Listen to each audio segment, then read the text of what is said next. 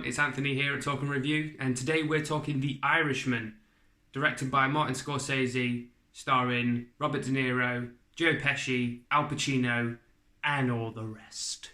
Before I start talking about the movie itself, I just want to touch on the hype that has surrounded this movie. There has been a lot of it. There's been a lot of talk about it's going to be the best thing since sliced bread. It's definitely Martin Scorsese's best work.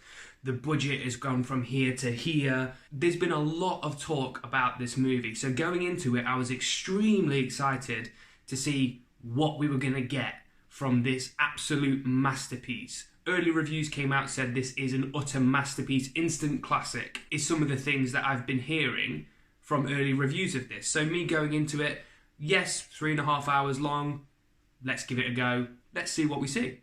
You feel that 3.5 hours. You really feel that 3.5 hours. So I've seen something where Netflix have suggested watching it in 3 70-minute stints. Now that immediately poses a question to me.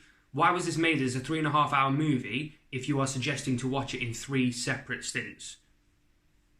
Just make it a mini-series. If you're going to make something and you really want it to be a really long thing, make it into a mini-series. You don't have to make it into a 3.5 hour long movie. The reason that I'm weighing in so heavily on the 3.5 hours runtime is that you can't ignore it. 3.5 hours is almost half a shift at work. It's a long time to be spending and dedicating yourself to a movie to be entertained the entire way through. And leading into that, this movie does ebb and flow in terms of its pace. It starts off really quite nice, you're getting into the flow of it, and then there are times where you're watching it and you're thinking, this is starting to drag. I mean, I looked at my watch at an hour and a half, and then you come to the realisation I've still got 2 hours left of this movie. And that's not to say that at that point I was disappointed about what I was watching. All I'm saying is this film is unnecessarily long.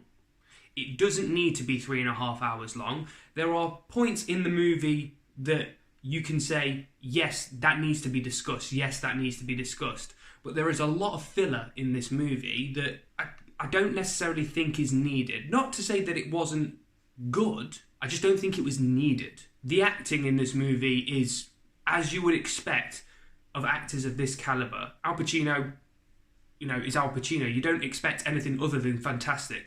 The same with Robert De Niro. Joe Pesci is in this film as a very important character, yet he doesn't have as much screen time as Pacino or De Niro. But his performance is really strong. Really strong. A really quiet, powerful type gangster.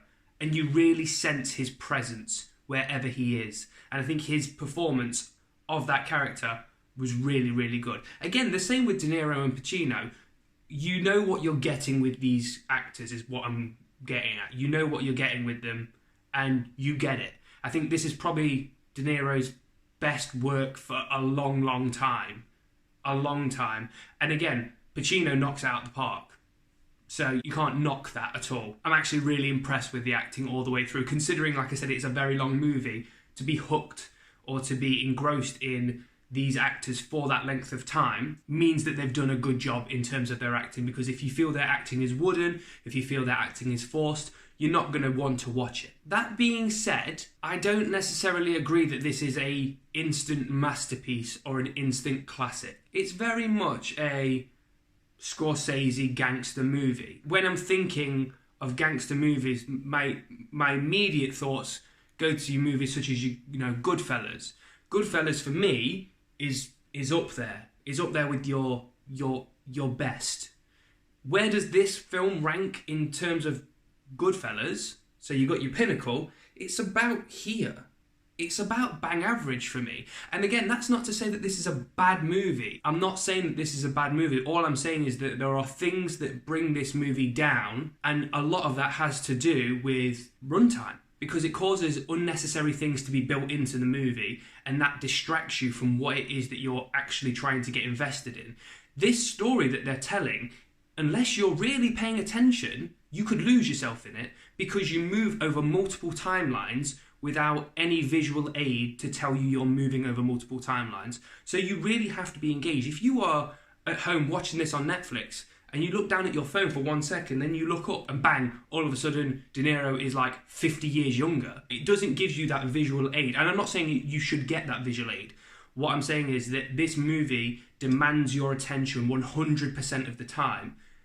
But when you've got a runtime of that long, and when it's filled with, not filled with, but when it has so much filler, it's hard to keep your focus on it 100% of the time. Let's talk about the direction of the movie. The movie it's a gorgeous looking movie. The direction and the cinematography, the way that this movie has been shot is really, really good. And you get some really, really lovely shots. Some lingering shots that are really nice, that are there just a touch too long to make you go, what now? They're not used enough in cinema for me, and I think that Scorsese uses them in this movie really, really well.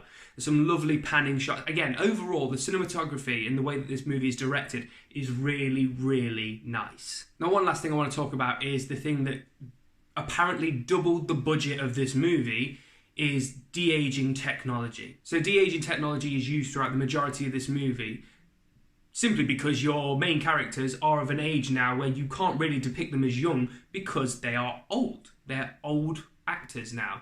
So if you want to get them looking young without having to use a different actor, that's what de-aging technology is all about these days. And it is used in abundance in this movie because the majority of the movie is in the past.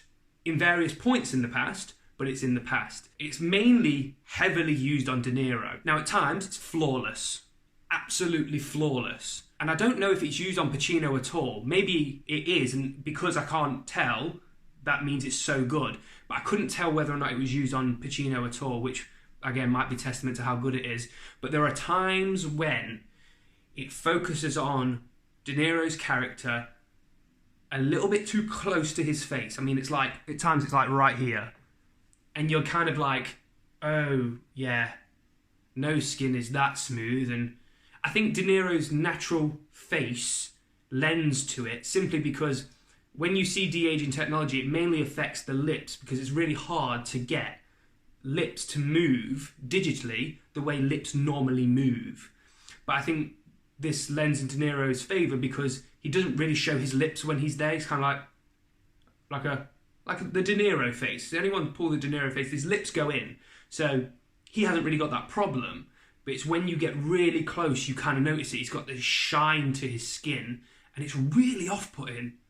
As it is with most de-aging tech that we see, it's really off-putting. And they've done something weird to his eyes. His eyes look fake. They're so bright all the time. And I don't know why they've made that choice to do that. Because they're that artificial looking that they look artificial. And it's like when you're staring at them, you kind of like, they look like CG eyes. They look like eyes that you would expect from a full CG character. And it's just so off-putting.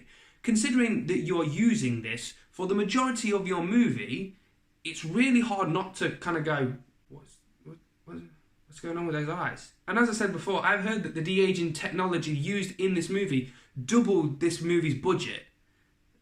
Doubled it. So they're putting all their chips on this paying off. And again, at times, absolutely does.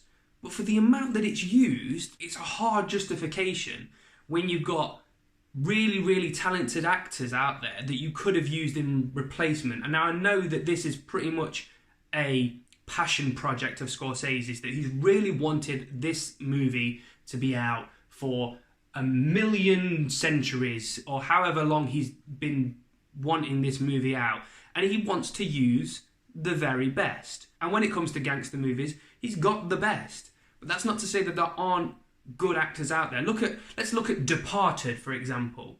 You've got Matt Damon and you've got Leonardo DiCaprio, both very, very valid choices for younger versions of these characters.